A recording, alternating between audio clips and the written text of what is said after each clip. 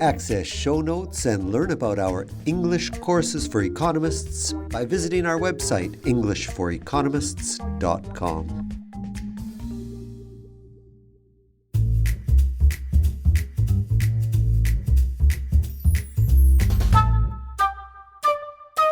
Hello and welcome. I am Alan Robert. I am your host at English for Economists. I specialize in teaching English to economists, and I really love what I do.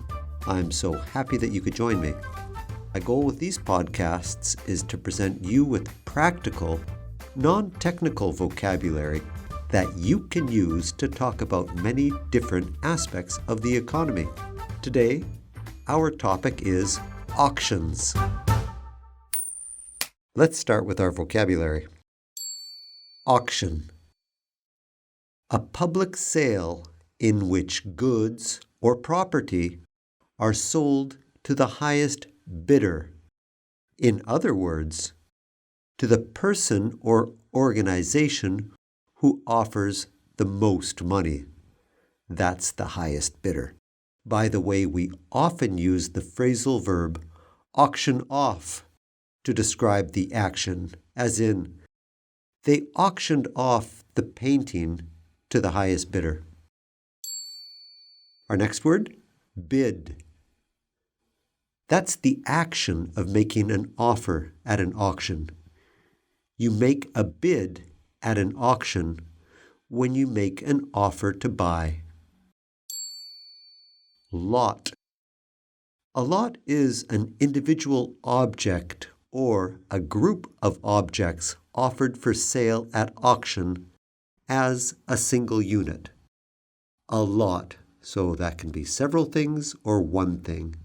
A lot. Hammer price. The winning bid for a lot at an auction. In other words, the price of the sale. Buyer's premium.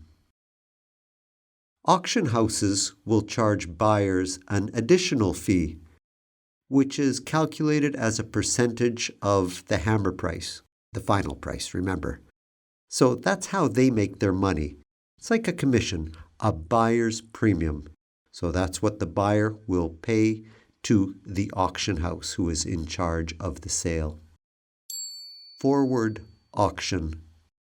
Well, that's a situation where a single seller offers an item for sale and bidders compete to buy at the highest price possible. That's a forward auction.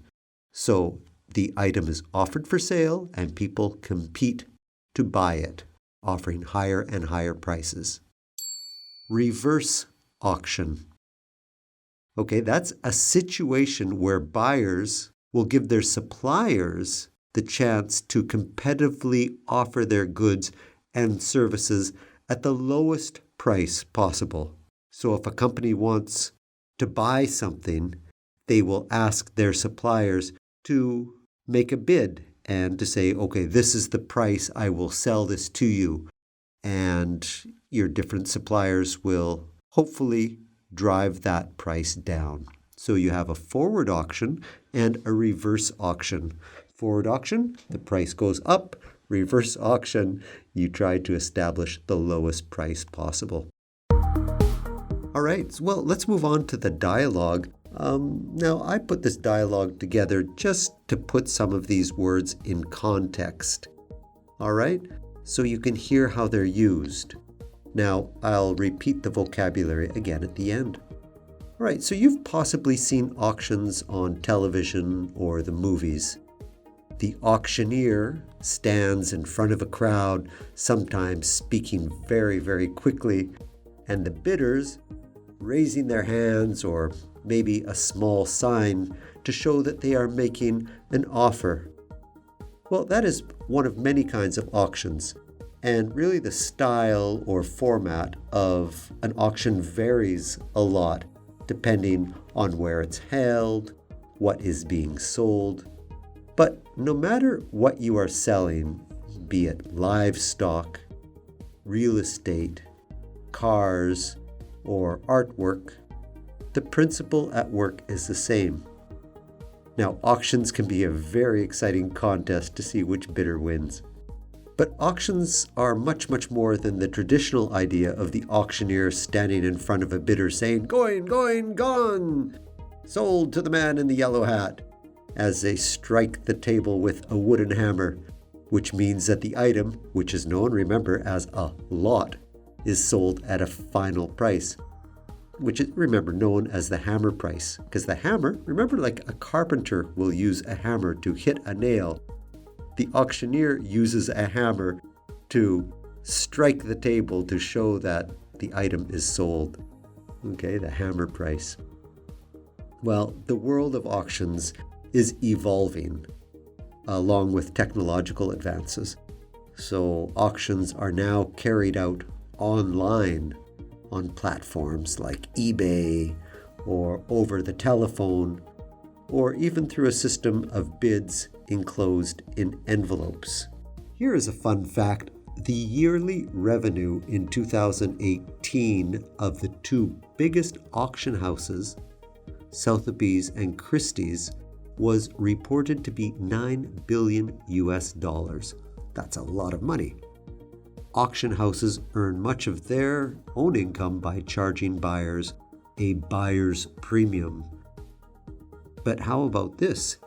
eBay.com, which is an internet sales platform which uses an auction format, had revenues of nearly $11 billion US in the same period. So auctions are evolving and they are going increasingly online.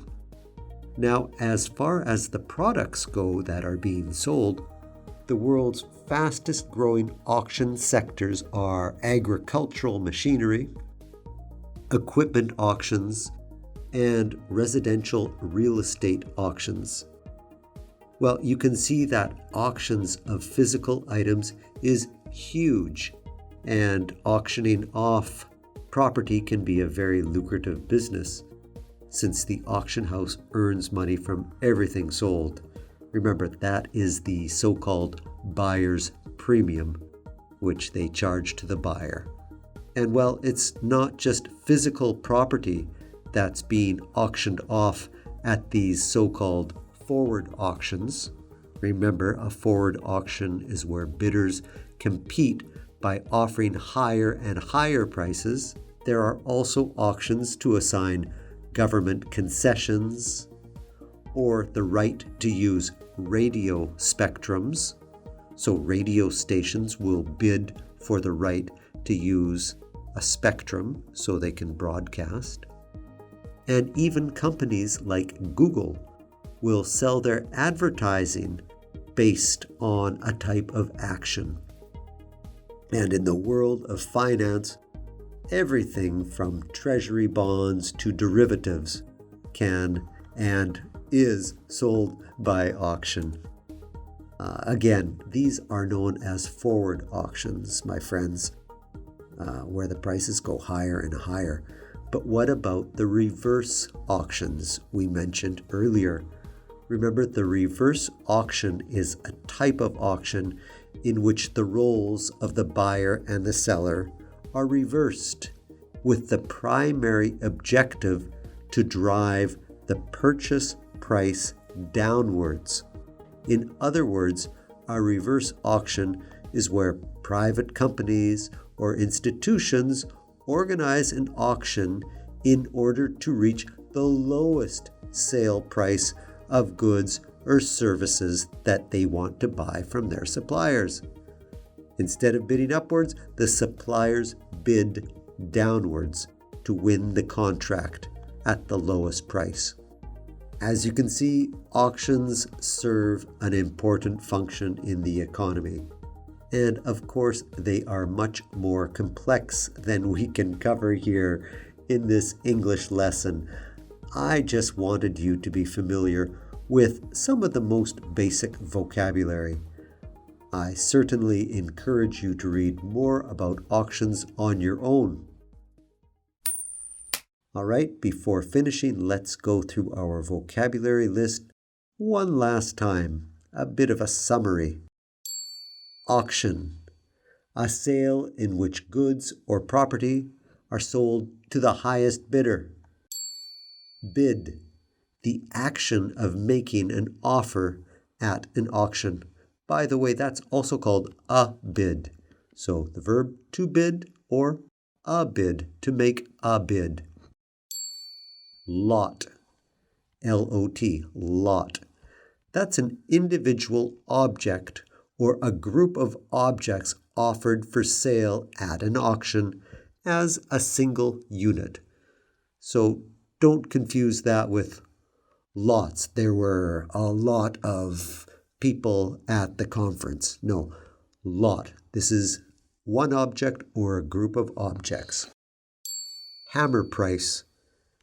That's the amount of the winning bid for a lot at an auction. Buyer's premium. That's the commission the buyer pays to the auctioneer. Forward auction. That's a situation where the seller tries to get the higher price and the bidders compete, offering higher and higher and higher amounts. Now, the opposite of that is a reverse auction. So that's a situation where the buyer tries to get the lowest price and the suppliers bid downwards. All right, that's all for today. This English for Economists podcast is new, so this is a good time to share it with your friends and your colleagues. And please, if you have any suggestions or comments, write to me at alan@englishforeconomists.com. I would very much enjoy hearing from you.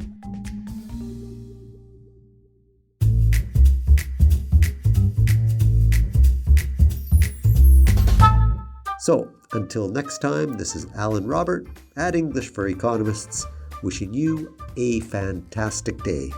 Take care.